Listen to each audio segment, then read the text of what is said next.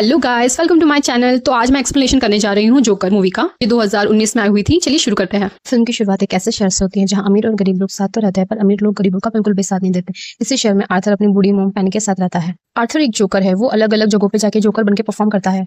एक दिन Arthur joker बनके रास्ते पे एक बोर्ड लेके खड़ा होता है। तभी कुछ शरारती बच्चे आते हैं और उसका बोर्ड लेके भाग जाते हैं। अपना बोर्ड वापस लेने के लिए आर्थर उन बच्चों के पीछे भागता है, तो वो बच्चे उसी बोर्ड से उसे बहुत मारते हैं और उसका बोर्ड भी तोड़ देते हैं। बच्चों से मार खाए बाद आर्थर एक फ्री मेडिकल सेंटर में इलाज के लिए जाता है, जहाँ हमें पता चलता है कि उसे एक न्यूरोलॉजिकल डिसऑर्डर बीमारी है, जिसकी वजह से वो किसी भी सिचुएशन में खुद ब खुद हंसने लग जाता है। इसी का इलाज कराने के लिए आर्थर वहाँ जाता है, क्योंकि वहाँ दवाइयाँ फ्री में मिलती है। फिर आर्थर अपने घर लौटता है। फिर हम देखते हैं कि उसकी आर्थिक स्थिति बहुत खराब है। सिर्फ उसी की नहीं, इस शहर में ज्यादातर लोगों की यही हालत है। आर्थर की मोम ने अपने जीवन के कई साल थॉमस के घर पर बिताया है, जो इस शहर का सबसे अमीर आदमी है। इसी कारण पेनी बार बार थॉमस को लेटर लिखती है ताकि वो उसकी मदद कर सके, लेकिन थॉमस एक भी लेटर का आंसर नहीं देता। बाद में हम देखते हैं शहर में एक लाइव शो होता है, जिसे पूरा शहर बहुत पसंद करता है। शो का होस्ट फ्रैंकलिन होता है, जिससे आर्थर बहुत पसंद करता है। आर्थर एक बार उसके टीवी शो में भी गया था, जहाँ पर वो फ्रैंकलिन से पहली बार मिला था। अगली सुबह आर्थर ऑफिस की तैयारी कर रहा होता है, तभी उसका ऑफिस कलीग उसे एक गन देता है ताकि वो अपनी आत्मसुरक्षा कर सके। बॉस आर्थर को बोर्ड वापस लाने के लिए कहता है, पर वो बोर्ड तो बच्चे तोड़ चुके हैं। बॉस कहता है कि अगर बोर्ड वापस नहीं दिया तो सैलरी काट ली जाएगी, जिससे आर्थर बहुत दुखी हो जाता है। उसके बाद वो अपने घर लौटता है। तभी वो सिंगल मदर सोफी से मिलता है, जो उसके पास के अपार्टमेंट में शिफ्ट हुई है। एक रात आर्थर मजाक कर रहा होता है, तभी बंदूक गलती से चल जाती है, जिससे वो डर जाता है। उसके बाद वो सोफी का पीछा करता है,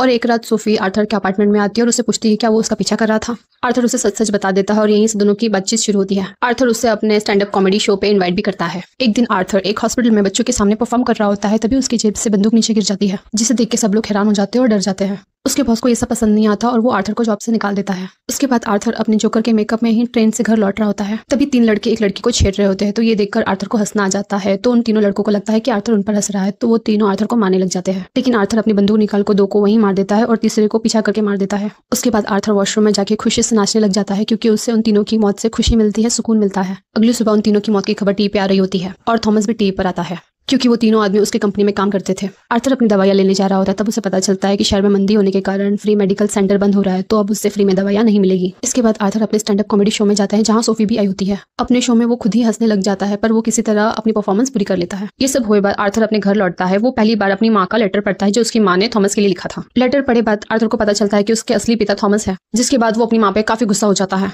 उसकी अगली सुबह आर्थर थॉमस से मिलने निकल जाता है, जहाँ उसे सबसे पहले ब्रूस मिलता है, जो थॉमस का बेटा होता है। जिसके बाद आर्थर ब्रूस को खुश करने के लिए वहाँ पे परफॉर्मेंस करके दिखाता है, लेकिन वहाँ गार्ड आ जाता है और वो आर्थर को वहाँ से भगा देता है। घर पहुंचकर आर्थर देखता है कि उसकी माँ को स्ट्रोक आया होता है, तो उन्हें हॉस्पिटल लेके जा रहे होते हैं। हॉस्पिटल पहुंच के हम देखते हैं कि पेनी का इलाज चल रहा होता है। आर्थर को हिम्मत देने के लिए सोफी भी आई होती है। टीवी पे फ्रैंकलिन का शो चल रहा होता है, जहाँ फ्रैंकलिन आर्थर का उसी स्टैंड अप परफॉर्मेंस का मजाक उड़ा रहा होता है, जहाँ आर्थर अपनी हंसी पे कंट्रोल नहीं कर पाया था। अपने आइडियल से अपनी बेइज्जती होते देख आर्थर बहुत गुस्सा हो जाता है। अब हम देखते हैं एक जोकर ने 3 लोगों को मारा है। ये खबर पूरे शहर में फैल चुकी होती है, जहाँ सभी लोग जोकर के सपोर्ट में पूरे शहर में स्ट्राइक करने लगते हैं, क्योंकि इस शहर के ज्यादातर लोग कुछ गिने चुने लोगों से तंग आ चुके थे, खास करके थॉमस से। ये सब आर्थर टीवी पे देख रहा होता है, जिसे देखकर आर्थर को बहुत खुशी हो रही होती है। उसके बाद आर्थर एक मूवी थिएटर के बाहर पहुंचता है, जहाँ पे बहुत सारे लोग जोकर का मास्क डालकर प्रोटेस्ट कर रहे होते हैं, क्योंकि थिएटर के अंदर ज्यादातर अमीर इंसान मौजूद थे, जिसमें थॉमस भी होता है। तभी आर्थर पीछे के रास्ते से थिएटर के अंदर घुस जाता है। अंदर पहुंच के वो थॉमस से मिलता है, जहाँ वो थॉमस से कहता है कि वो उसका बेटा है।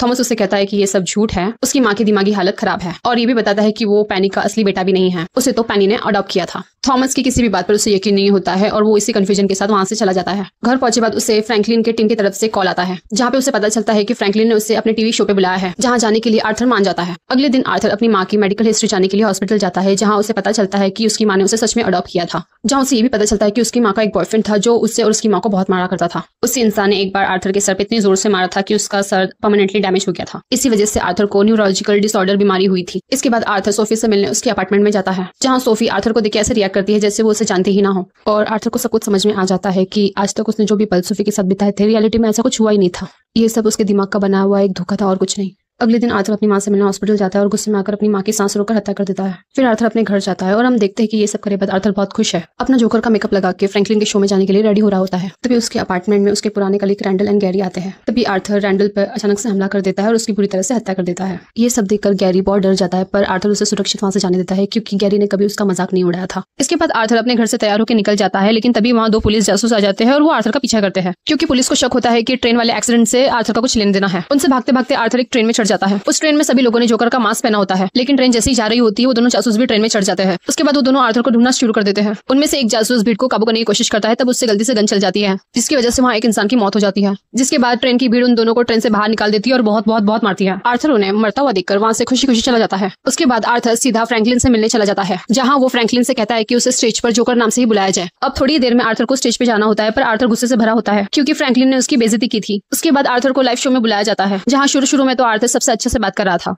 पर अब धीरे धीरे आर्थर का गुस्सा बढ़ता जा रहा था। तभी आर्थर लाइव शो में बता देता है कि ट्रेन में उन तीनों को उसने ही मारा था। उसके बाद आर्थर फ्रैंकलिन से कहता है कि इस शहर में कोई भी इंसान अच्छा नहीं है, सब एक दूसरे का मजाक उड़ाते हैं, और उसने भी आर्थर का मजाक उड़ाने के लिए उसकी स्टैंड अप वीडियो सबको दिखाई थी। और आज इस टीवी शो में उसने उसे इसलिए बुलाया है ताकि वो फिर से उसका मजाक उड़ा सके। आखिर में फ्रैंकलिन आर्थर को पुलिस बुलाने की धमकी देता है। तभी आर्थर उसे उसके लाइव शो के बीच में ही गोली मार देता है। अब उसके शो में अफरा तफरी मच जाती है। ये शो लाइव हो रहा था तो थोड़ी ही देर में ये बात सबको पता चल जाती है, जिसकी थोड़ी ही देर बाद आर्थर को वहाँ से पुलिस ले जाती है। पुलिस अपनी गाड़ी में आर्थर को वहाँ से ले जा रही थी। तभी आर्थर देखता है कि लोग उसके बारे में जानने के बाद शहर में दंगे कर रहे हैं, पब्लिक प्रॉपर्टी में आग लगा रहे हैं, पूरे शहर में दंगे हो रहे हैं। पर ये सब देख के आर्थर को खुशी मिल रही थी। तभी एक एम्बुलेंस आके आर्थर की गाड़ी को टक्कर मार देती है। तभी कुछ लोग आके आर्थर को बेहोशी की हालत में गाड़ी के बाहर निकालते हैं और सारी भीड़ आर्थर को चारों तरफ से घेर लेती है। तभी हम दूसरी तरफ देखते हैं थॉमस अपनी बीवी बच्चों के साथ शहर से जा ही रहा होता है। तभी वहाँ एक दंगा आता है, उससे और उसकी बीवी को गोली से मार देता है। थॉमस का बेटा ब्रूस अपने माता पिता को अपनी आंखों के सामने मरता हुआ देख रहा होता है, और ये वही ब्रूस है जो आगे जाके बैटमैन बनने वाला था, और इसका सबसे बड़ा दुश्मन और कोई नहीं आर्थर होगा। दूसरी ओर आर्थर अपनी बेहोशी से जागता है और देखता है कि सारी भीड़ उसको सपोर्ट कर रही है। उसके बाद वो वहीं पे खुशी से डांस करने लगता है। आखिर में हम देखते हैं आर्थर एक हॉस्पिटल में है,